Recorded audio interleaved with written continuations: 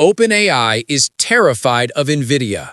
They just signed a multi-billion-dollar chip deal with Broadcom to custom design their own processors. This isn't just a deal, it's a $500 billion bet on independence. Why are they risking it? Because the AI war is no longer about software, it's about who owns the infrastructure.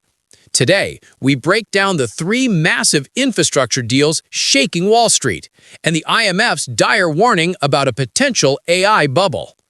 This is everything you need to know about the AI gold rush, simplified. Let's dive in. OpenAI and Broadcom are co-designing custom AI chips. The deal covers 10 gigawatts of computing power and could cost OpenAI up to $500 billion in total infrastructure over the next decade. Here's the shift. For years, OpenAI relied entirely on Nvidia's A100 and H100 GPUs. Now, they're building their own. This is all about cost structure. Custom chips from Broadcom for inference, running the final models, are far cheaper than Nvidia's high-end GPUs, which are optimized for training. Broadcom's custom silicon business got a 9% stock boost on the news. But more importantly, it breaks Nvidia's near monopoly and opens the AI hardware market to real competition. And for every company using AI, that means one thing: cheaper computing, which could finally translate into higher profit margins across the tech world. Next up, Oracle just fired a major shot across Amazon and Microsoft's cloud AI empires. They've struck a deal with AMD to deploy 50,000 MI450 GPUs in their Oracle cloud infrastructure. While the terms weren't disclosed, analysts estimate the deal's worth between $3.5 and $4 billion over the next few years. This instantly positions Oracle as a serious contender in the AI cloud arms race.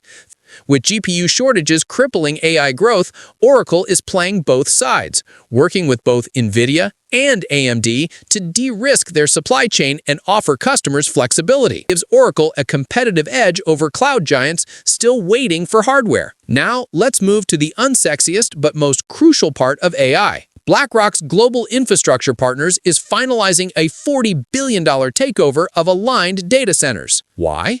Because AI workloads require up to 10 times the power of traditional data centers. BlackRock isn't chasing flashy startups or volatile chip stocks. They're buying the physical bottleneck of the AI economy: power and space.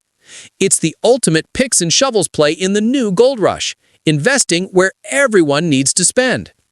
Meanwhile, Google has confirmed $24 billion in AI-related capital expenditure, with a major focus on India. This is about more than expansion. India's massive, skilled, and lower-cost talent pool allows Google to cut production costs and diversify its AI supply chain. By building data centers and R&D in India, Google reduces dependence on any single country, balancing cost, scale, and geopolitics. Expect other global tech giants to follow the same playbook. Finally, the IMF has issued a stark warning. They say the AI investment boom has helped the U.S. avoid a recession, but they question whether it's sustainable. The IMF's chief economist compares today's AI excitement to the dot-com bubble of the late 90s. If AI profits fail to meet expectations, markets could reprice sharply.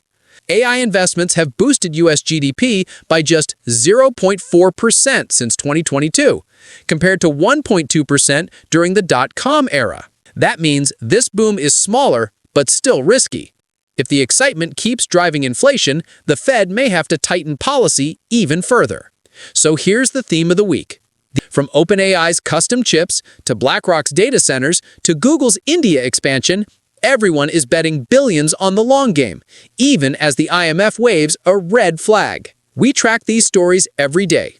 If this breakdown added value to your investment thinking, hit like and subscribe to join the smartest community in tech finance. Final question: do you think the IMF is right about an AI bubble, or is this time different? Tell us in the comments below.